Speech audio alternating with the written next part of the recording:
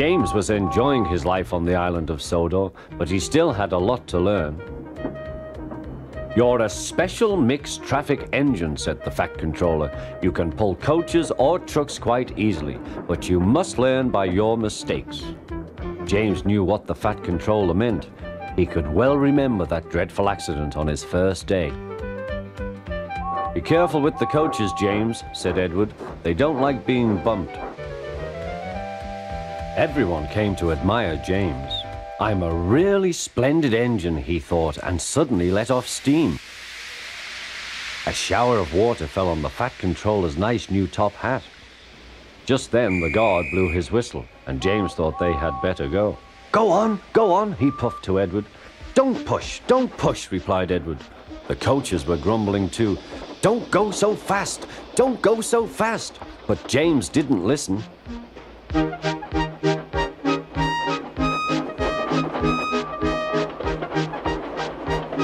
When at last they stopped at the next station, 2 coaches were beyond the platform. They had to go back to let the passengers out. But no one seemed to know about the Fat Controller's top hat, though James felt happier. Presently they came to the station where Thomas was waiting with his 2 coaches. "Hello, James," said Thomas. "Feeling better?" "That's right." "Oh, that's my guard's whistle. I must go. I don't know what the Fat Controller would do without me to run this branch line," and he puffed off importantly.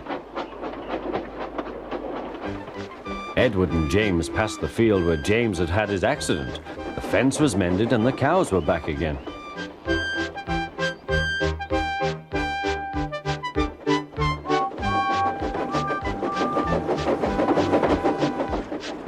They ended their journey and rested before setting off for home. James was still wondering what the Fat Controller would have to say about his top hat.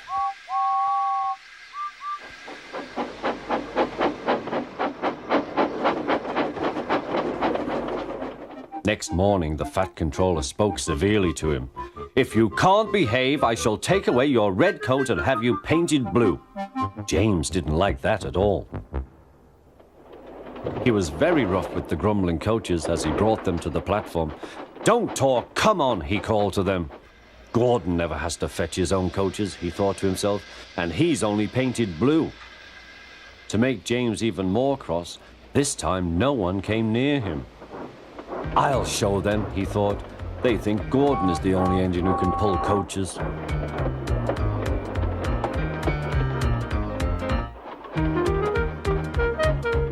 Hurry, puffed James. You're going too fast, replied the coaches. James laughed and tried to go faster, but the coaches wouldn't let him. "We're going to stop," they said. "We're going to stop."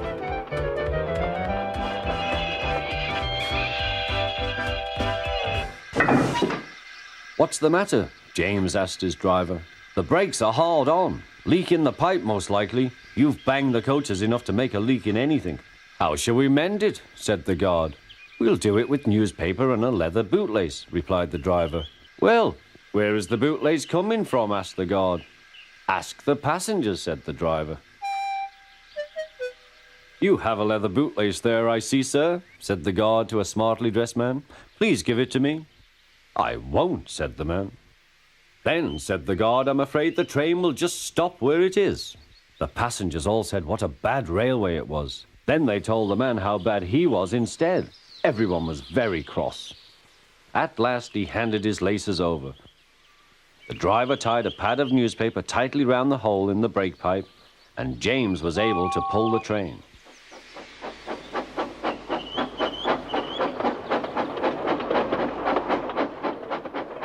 But he was a sadder and wiser James, and took care never to bump coaches again.